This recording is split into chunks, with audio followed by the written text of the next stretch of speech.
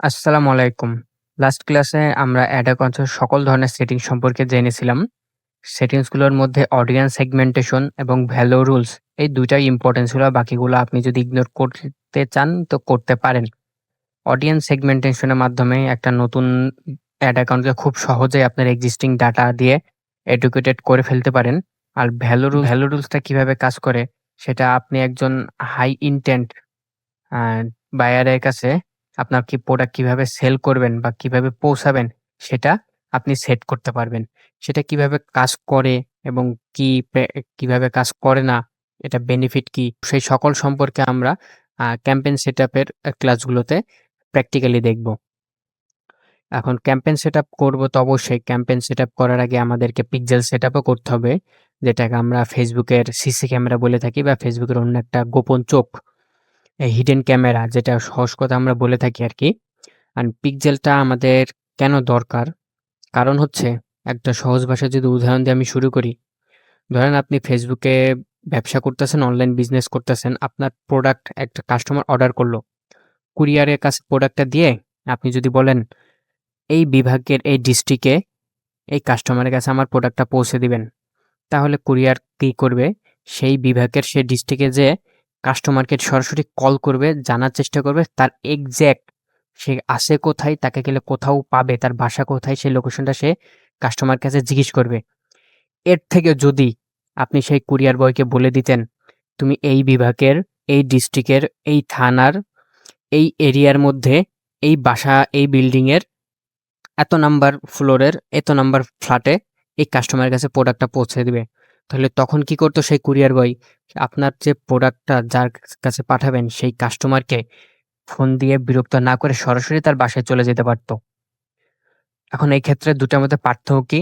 ১ম ক্ষেত্রে দেখা যাচ্ছে কুরিয়ার কাস্টমারকে ফোন দিয়ে বিরক্ত করতে পারে। ২য় ক্ষেত্রে দেখা যাচ্ছে কুরিয়ার কাস্টমারকে বিরক্ত না করেই তাকে হোম সার্ভিস যেটা হোম ডেলিভারি যে সার্ভিসটা বলে সেটা অ্যাকুরেট করে দিতে পারছে। আর পিক্সেলের কাজটাও ঠিক সেইরকম। যখন আপনি Facebook এ এসএমএস ক্যাম্পেইন রান করেন, অর্ডার নেন, সেই অর্ডারটা Facebook বুঝতে পারে না যে কোন কাস্টমার অর্ডার করছে। Facebook এর কাছে যেসব কাস্টমার মেসেজ করছে সেই ডাটাগুলা ঠিকই থাকে। কিন্তু কোন কাস্টমার অর্ডার করছে, কোন কাস্টমার অর্ডার করে নাই সেটা Facebook বুঝে না। কোনটা আপনার কোয়ালিটি লিড, কোনটা আপনার কোয়ালিটি লিড না সেটা Facebook বুঝে না। আপনি message campaign message goal set করেন, Facebook মেসেজ পাঠিয়ে দেয়। সেটা Facebook ভেবে নেয় এটাই বেটার ক্যাম্পেইন, বেটার রেজাল্ট। কিন্তু যখন আপনি একটা ওয়েবসাইটে ক্যাম্পেইন রান করবেন, ওয়েবসাইটের প্রত্যেকটা ডাটা, কাস্টমারের প্রত্যেকটা ডাটা আপনি A to Z a track করা শুরু করবেন। যেমন একটু এক্সপ্লেইন করে যদি দেখাই দিতে পারি। আমি যদি আমাদেরই একটা ক্লায়েন্টের সাইট আইকনিক অ্যারোমা এই সাইটে ঢুকি। আমি যখন ১ম এই সাইটে প্রবেশ করলাম, যখন ১ম এই সাইটে প্রবেশ করলাম তখন একটা এখানে যে পিক্সেল আছে, এই সাইটে যে পিক্সেল সেটআপ করা আছে, এখানে ২ টা পিক্সেল সেটআপ করা আছে। যে পিক্সেল সেটআপ করা আছে এখানে ২ টা পিক্সেলের কাছে পেজ ভিউ ইভেন্টটা চলে গেছে। তার মানে আমি এই সাইটে এসে এই সাইটের, এই ওয়েবসাইটের বা এই ব্র্যান্ডের ওয়েবসাইটের পিক্সেলে আমার ডাটাটা নিয়ে নিছে, আমার আইপি অ্যাড্রেসটা ডিটেক্ট করে ফেলেছে। এরপরে আমি যদি Facebook এর কোনো অ্যাডের মাধ্যমে এই ওয়েবসাইটে ঢুকতাম, তাহলে আমার ইউজার লগইন ডিটেইলস ট্র্যাক করে ফেলত। এর মাধ্যমে বোঝা গেল আমি যতবার Facebook এ ঢুকবো, এই ব্র্যান্ডের যত অ্যাড যাবে আমার নিউজ ফিডে অটোমেটিক শো করবে।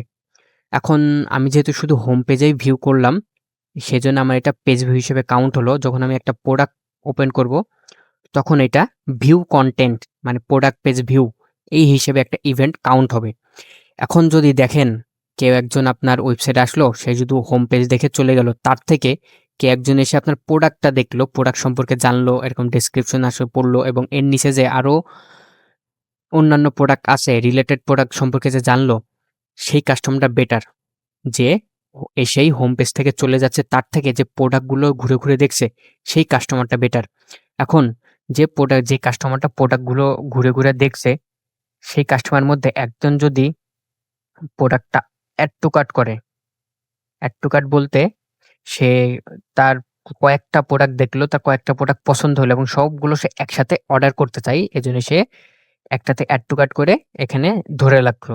যেমন একটা কার্টের মধ্যে ধরে রাখলো। সরাসরি আমি চেকআউট পেজে চলে আসলাম। এখন চেকআউট পেজে আসার মাধ্যমে আমি এখানে অর্ডার করতে পারবো। ধরেন আপনার যেসব কাস্টমার প্রোডাক্টগুলো দেখলো, অ্যাড টু কার্ট করলো, পরে অর্ডার করার জন্য সে চেকআউট পেজে চলে আসলো। এখন সে যখন চেকআউট পেজে আসলো, তখন বিষয়টা দাঁড়ালো কি, যে কাস্টমার প্রথমে আমাদের ওয়েবসাইট ঢুকে চলে গেছে, তার থেকে বেটার কাস্টমার হচ্ছে যে আমাদের ওয়েবসাইটে এসে প্রোডাক্ট পেজগুলো ভিউ করলো, এবং তার থেকে বেটার কাস্টমার হচ্ছে প্রোডাক্টগুলো ভিউ করার সাথে সাথে কিছু কিছু প্রোডাক্ট পছন্দ করলো এবং সিলেক্ট করলো, এবং সেটাকে আমরা অ্যাড টু কার্ট বলি। এবং অ্যাড টু কার্ট করার কাস্টমারের থেকে বেটার কাস্টমার হচ্ছে যারা অর্ডার করার জন্য ডিসিশন নিল, মানে চেক আউট পেজে আসলো।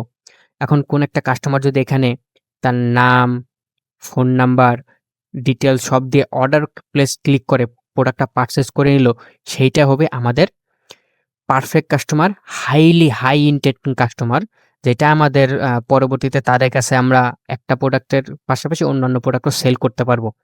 এই যে পুরো একটা প্রসেসটা, এই প্রত্যেকটা প্রসেসের একটা নাম থাকে, এবং প্রত্যেকটা প্রসেস আলাদাভাবে ট্র্যাক করা যায়।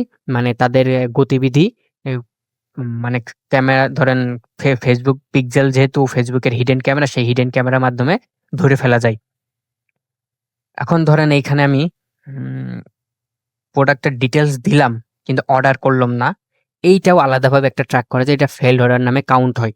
তো এইসব কিছু আমরা পরবর্তীতে লাইভ ক্লাসে, এই ক্লাসটার পরবর্তী ক্লাস লাইভ ক্লাসেই আমরা একটা পিক্সেল সেটআপ কিভাবে করে কমপ্লিটলি সেই সম্পর্কে জানবো। আর আজকের ক্লাসে সামান্য একটা ওভারভিউ দিলাম, যার মাধ্যমে আপনার যাদের একেবারে ধারণা নেই, যারা একেবারে নতুন, যারা ফেসবুক অ্যাডস আজকে প্রথম দেখছে, বিগিনার, আর যারা অ্যাডভান্স তারা তো পিক্সেল সেটআপ সম্পর্কে জানেই, এবং যারা উদ্যোক্তা পিক্সেল সেটআপ তার আসলেই কি দরকার, যারা মেসেজ ক্যাম্পেইন করতেছেন তাদেরকে ওয়েবসাইটে যাওয়া দরকার কি দরকার না, তারা এই সম্পর্কে জানতে পারবেন। কারণ বর্তমানে অ্যান্ড্রোমেটার আপডেটের সম্পর্কে সবাই জানেন কম বেশি। এখন ধরেন অ্যান্ড্রোমেটার আপডেটে যেটা বলছে, এআই নিজেই কাস্টমার খুঁজে বের করবে। এখন এআই এর কাছে যদি আপনার বিজনেসের আল্টিমেট ডাটা না থাকে, বা আপনার বিজনেসের অরিজিনাল কাস্টমার কারা, তা সেই সম্পর্কে যদি ফেসবুকের কাছে ডাটা না থাকে, তাহলে সে কোনোদিনও ওপেন টার্গেটিং বলেন বা টার্গেটিং বলেন, সে কোনোদিনও এক্সাক্ট কাস্টমারকে আপনার বিজনেসের জন্য খুঁজে এনে দিতে পারবে না। দিন শেষে সেই fake message, fake order cancel, order return, partial return, এই ঝামেলাই পড়ে থাকবেন। এখন আপনি যদি আরেকটু ডিপলি চিন্তা করেন, আপনাদের এই টার্গেটিং বা এআই পিক্সেল সেটআপ কিসের জন্য প্রয়োজন, আমি যদি আরেকটু একটা মজার ঘটনা বলি, ঘটনা না, একটা উদাহরণ দিই, যে একজন চোর বা বাটপার, একজন বাটপারেরও কিন্তু টার্গেটেড কাস্টমার থাকে, সে কোন জায়গায় যে বাটপারি করবে, সে কিন্তু চাইলে সবার কাছে যে বাটপারি করতে পারে না। আমি আপনাকে বাটপার বলছি না, আপনি তার থেকে কয়েক গুণ ভালো মানুষ, কারণ আপনি হালাল ইনকাম করেন, হালাল রিজিক খান। এখন আপনার এই বিজনেস একটা শুধু আপনার রিজিকের মাধ্যম না, আপনার কাছে যারা চাকরি করছে তার সাথে সবার একটা রিজিকের মাধ্যম। অবশ্যই আপনার ইনকামটা হালাল। তো আশা করি আপনি বুঝতে পারছেন আপনার এই পিক্সেলটা কতটুকু ইম্পর্টেন্ট। তো আজকে আমি খুব বেশি পিক্সেল সেটআপ দেখাবো না, জাস্ট আজকে আমি পিক্সেলের ছোটখাটো কানেকশন দেখাবো, যে কিভাবে একটা জিটিএম ক্রিয়েট করবেন, আপনার পিক্সেল সেটআপের জন্য কি দরকার, কি আপনার আগের থেকে তৈরি রেডি থাকা ভালো। যেমন লাইভ ক্লাসে করার আগে যদি কিছু জিনিস আপনি রেডি রাখেন, তাহলে লাইভ ক্লাস করতে অনেকটা এগিয়ে যাবেন। কারণ পিক্সেল সেটআপ করতে গিয়ে এক ধরনের সমস্যা পড়ে, আর কানেকশন করতে সেটআপ যে জিনিসের উপর করা হয় জিটিএম এর মাধ্যমে, জিটিএম এর যে সেটআপগুলো করা হয়, ট্যাগ, ট্রিগার, এগুলো যে সেটআপ করা হয়, জিটিএম, step.io, সার্ভার ক্লাউড, তারপরে GA4, এই অ্যাকাউন্টগুলো রেডি করতে আরেক ধরনের সমস্যা পড়ে।